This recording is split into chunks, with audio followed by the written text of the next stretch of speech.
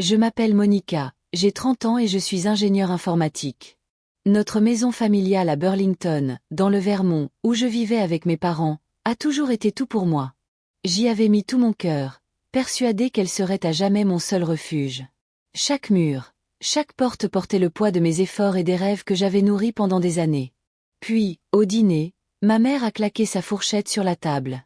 Le bruit a traversé la pièce comme une sentence. « Tu as 48 heures pour sortir tes affaires », a-t-elle crié. « Cette maison est à ta sœur maintenant. » Mon père s'est contenté de hocher la tête, les yeux fixés sur son assiette. Et ma sœur, qui vivait loin en Californie, sans se soucier de cette maison, s'est soudain retrouvée avec tout. J'ai regardé autour de moi, me rappelant comment j'avais porté son poids, pris soin de chaque recoin et l'avait maintenu debout comme un vrai foyer. Tous ces sacrifices, tous ces efforts, balayés par une seule phrase cruelle.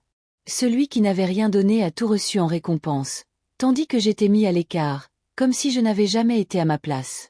Je me suis figé. Mon cœur battait la chamade. L'air était lourd et suffocant. Leurs mots étaient tranchants comme des couteaux, mais discuter était inutile. Je me suis levé en silence, suis allé dans ma chambre, j'ai serré mon téléphone fort et j'ai commencé à planifier quelque chose qu'ils ne verraient jamais venir. Ils pensaient que je partirais comme ça. Faux. Dans 48 heures, quand ma sœur serait entrée dans cette maison, elle aurait regretté de l'avoir fait. Avant de continuer, j'aimerais savoir quelle heure il est et de quelle ville vous regardez. Laissez un commentaire pour que je puisse voir le chemin parcouru par mon histoire. Le lendemain matin, je me suis réveillée dans notre maison de Burlington, le poids des mots de ma mère encore lourd. J'avais passé des années à faire de cette maison la nôtre, persuadée que c'était une promesse partagée. Vivant chez mes parents, j'avais assumé leur fardeau, mettant tout mon cœur et mes économies à contribution. Après leur crise financière il y a 5 ans, j'ai pris les choses en main. Mon travail d'ingénieur logiciel était bien rémunéré, alors j'ai remboursé le prêt immobilier de 80 000 $ sur 3 ans, alors qu'il ne pouvait pas. Je n'ai pas hésité. C'était la maison où j'avais grandi, où chaque souvenir semblait sacré. Je me souviens encore du jour où la banque a appelé, menaçant de fermer. Mon père était assis à la table de la cuisine, la tête entre les mains, des papiers éparpillés. Ma mère avait la voix étranglée d'inquiétude. « On va tout perdre », disait-elle. Je ne pouvais pas laisser ça arriver. J'ai vidé mes économies, fait des heures supplémentaires et remboursé le prêt. Le soulagement sur leur visage en valait la peine. Du moins, c'est ce que je pensais. J'ai repeint le salon d'un beige chaud, remplacé le parquet voilé et réparé l'escalier qui grinçait. Chaque clou que j'enfonçais était comme une promesse de nous garder ensemble. Ma sœur, en revanche, était un fantôme. Vivant en Californie, elle appelait peut-être 2 fois par an, toujours trop occupée par son travail de marketing. Quand j'ai évoqué le prêt immobilier, elle a ri. « C'est ça ton truc, Monica ?» a-t-elle dit un jour, la voix pleine de mépris. Je lui ai envoyé des photos du nouveau salon, des nouveaux rideaux, du canapé moelleux que j'avais gardé, car elle ne m'a pas répondu. Je me suis dit que ça n'avait pas d'importance. Je faisais ça pour nous, pour la famille. Je me promenais dans la maison le soir, touchant les murs que j'avais peints, avec l'impression qu'ils étaient à moi, mais il y avait des fissures sous la surface. Mes parents comptaient davantage sur moi chaque année. Ma mère demandait juste un peu d'aide pour les factures, et je les payais. Mon père a arrêté de travailler après un licenciement et j'ai payé les réparations de sa voiture. Cela ne me dérangeait pas, du moins pas à ce moment-là. Je pensais que nous formions une équipe. Je m'asseyais dans le salon, celui où je m'étais installé confortablement, je jetais des coussins et un tapis, et je m'imaginais vieillir ici, peut-être élever mes propres enfants un jour. La maison n'était pas qu'un bâtiment. C'était la preuve que je pouvais tenir le coup. Avec le recul, les signes me manquaient. Les appels de ma mère à ma sœur se faisaient plus longs, sont-on plus doux qu'avec moi. Mon père évoquait sa vie en Californie, sa réussite, avec une fierté que je ne lui avais jamais entendue. Je balayais ça d'un revers de main, me disant que c'était normal. C'étaient mes parents. Ils ne me pousseraient jamais à partir. Mais le dîner d'hier soir m'a prouvé le contraire. Leur décision de céder la maison à ma sœur n'était pas seulement injuste. C'était une gifle. Chaque dollar dépensé, chaque heure travaillée me semblait voler. Je suis allée au salon, les yeux fixés sur le canapé que j'avais acheté. Ce n'était pas juste un meuble. Il était à moi, payé avec mes heures supplémentaires. La télé, la machine à laver, les rideaux, tout était à moi. S'ils voulaient me voir partir, je m'assurerais qu'ils ressentent ce que j'avais donné. Ma sœur n'avait pas levé le petit doigt, mais elle entrerait dans une maison que j'avais construite. Pas si j'avais pu l'éviter. J'ai sorti mon ordinateur portable, les mains désormais fermes. Je n'allais ni supplier ni pleurer. J'allais leur montrer exactement ce qu'ils jetaient. En début d'après-midi, j'avais besoin de réponses. J'ai donc appelé Kristen, ma meilleure amie depuis nos années à l'université du Vermont. Elle est maintenant avocate, avec un esprit vif et une attitude pragmatique. Toujours mon interlocuteur privilégié quand la vie se complique. Assise sur mon lit, entourée des murs familiers de notre maison familiale de Burlington, je lui ai déversé le chaos de la nuit dernière. Je lui ai raconté comment ma mère avait claqué sa fourchette dans sa voix, fendant l'air avec cet ultimatum de 48 heures, et comment mon père était resté assis là, silencieux, la laissant confier la maison à ma sœur. Kristen ne m'a pas interrompu, elle m'a juste écouté, son calme et sa concentration me rapprochant des réalités. « As-tu des papiers légaux pour la maison ?» demanda-t-elle d'un ton professionnel. « Des informations de tes parents ou d'avant eux ?» J'ai mentionné mon grand-père, qui avait été propriétaire de cette maison avant son décès il y a 2 ans. J'avais toujours cru que c'était à mes parents après sa mort. Kristen se tut un instant. « Donnez-moi 1 heure, dit-elle. Je vais vérifier quelque chose. » Je passais cette heure à arpenter le couloir, agité, l'esprit en ébullition. Le visage de mon grand-père me revenait sans cesse en tête, ses mains burinées, sa voix grave qui me racontait des histoires sur la construction de cette maison, brique par brique, sur le porche. Il me regardait, les yeux plissés, et disait « Monica, cet endroit sera toujours à toi. » J'avais souri, pensant que c'était juste sa façon de me faire sentir spéciale.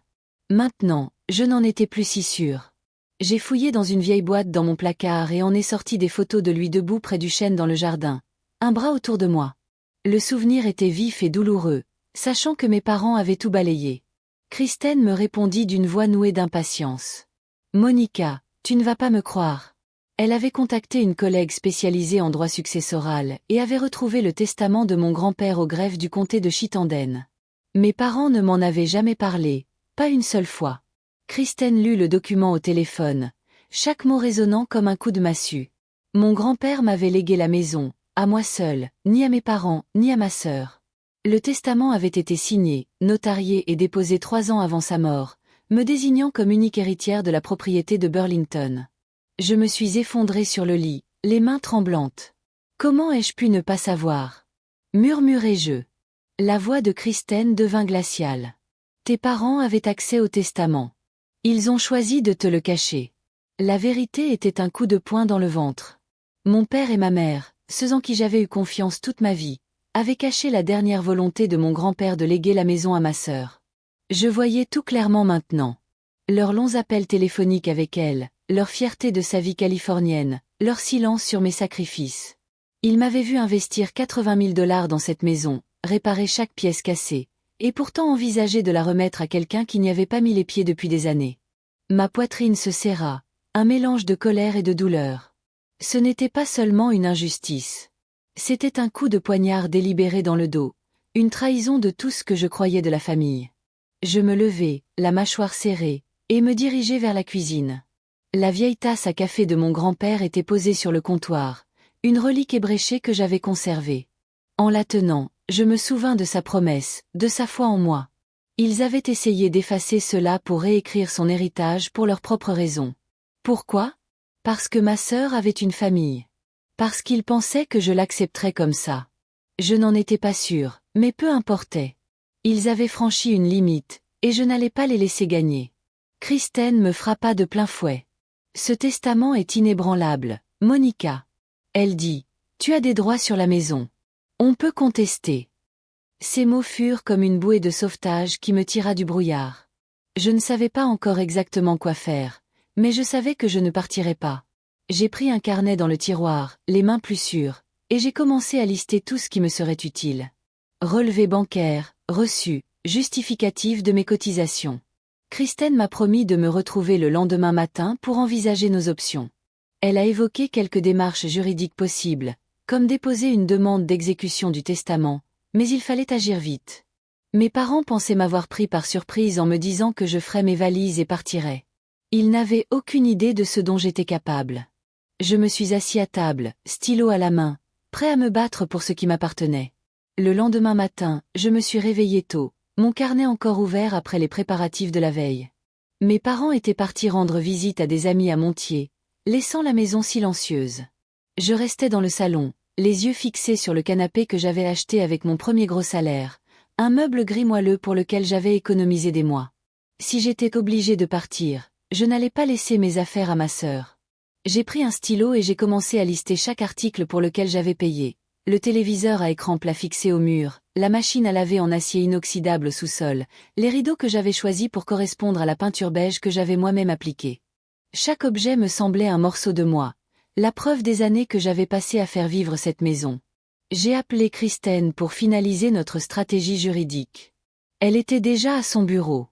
Sa voix était sèche au téléphone. « On va déposer une plainte pour faire exécuter le testament de votre grand-père », a-t-elle dit. « C'est simple, mais il nous faut une preuve de vos contributions. » J'ai sorti un dossier rempli de reçus. Chaque achat, chaque réparation, chaque dollar dépensé.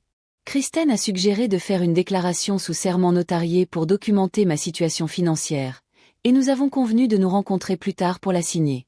J'ai ressenti une vague de contrôle, comme si je reprenais enfin ce qui m'appartenait. Mais d'abord, je devais sécuriser mes biens. J'ai cherché des déménageurs en ligne à Burlington et j'ai trouvé Green Mountain Mover, une entreprise locale bien notée. J'ai appelé et parlé à un certain Tom, lui expliquant que j'avais besoin d'un déménagement urgent. « Pouvez-vous le faire aujourd'hui ?» ai-je demandé à ma voix. Il a hésité, puis a accepté d'envoyer un camion avant midi. Je lui ai donné la liste, la télé, le canapé, la machine à laver, quelques petits objets comme le micro-ondes et la commode de ma chambre. « C'est un bien personnel », lui ai-je dit. « Je prends ce qui m'appartient. » Tom n'a pas posé de questions, il a juste confirmé l'adresse et m'a proposé un prix. J'ai raccroché, le pouce stable, sachant que c'était la bonne décision. En attendant, j'ai fait le tour de la maison, vérifiant ma liste. La table de cuisine, héritée de mon grand-père, ne m'appartenait pas, mais les chaises avaient été achetées l'année dernière après que ma mère se soit plainte des vieilles. Je les ai étiquetées avec des post-its, indiquant ce qui restait et ce qui partait. Le processus était méthodique, presque apaisant, comme si je récupérais des morceaux de ma vie. J'évitais de penser à mes parents ou à ma sœur, me concentrant plutôt sur la tâche. Chaque objet que je cochais me rappelait que c'était mon travail, mon argent, ma maison. Vers 10 heures, on a sonné à la porte. C'était Madame Linda, notre voisine d'en face, une femme gentille d'une 60aine d'années qui nous apportait toujours des biscuits à Noël.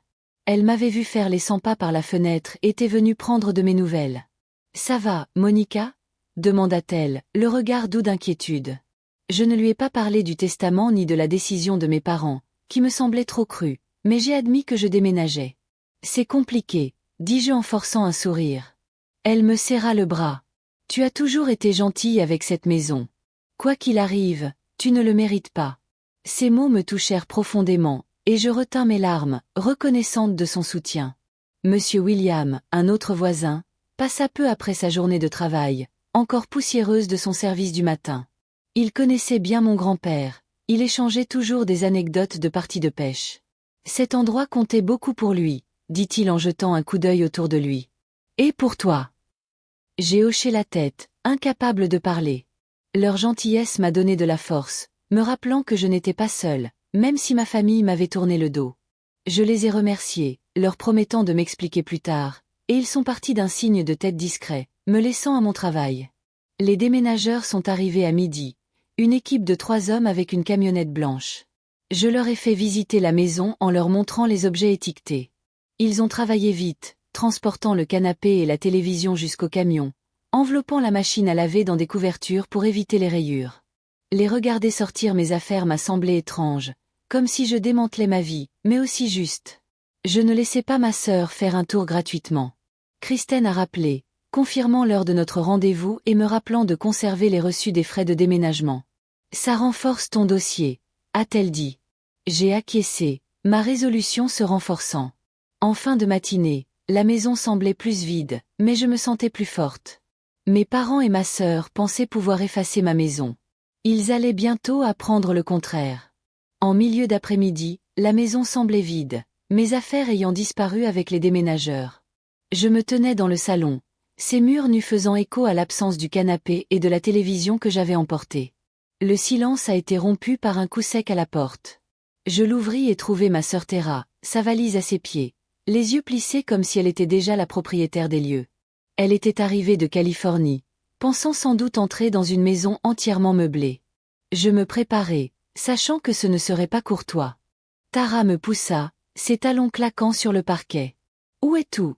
lança-t-elle en scrutant le salon vide. Sa voix était sèche, teintée de prétention. Je croisai les bras, restant près de la porte. « J'ai pris ce qui m'appartient », dis-je d'un ton neutre. Elle pivota sur elle-même, rougissant. « Cette maison est à moi maintenant.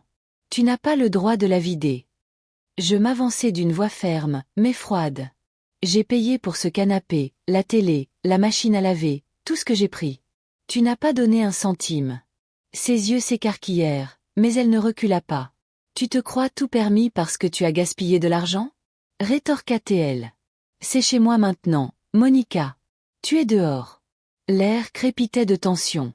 Je serrai les poings, luttant contre l'envie de crier. « Tu n'es pas venu depuis des années, » dis-je. « J'ai maintenu cette maison debout pendant que tu étais en Californie, à nous ignorer. » Tara eut un rire dur et amer. « Oh, s'il te plaît. Tu es restée ici par pitié, jouant les bonnes filles.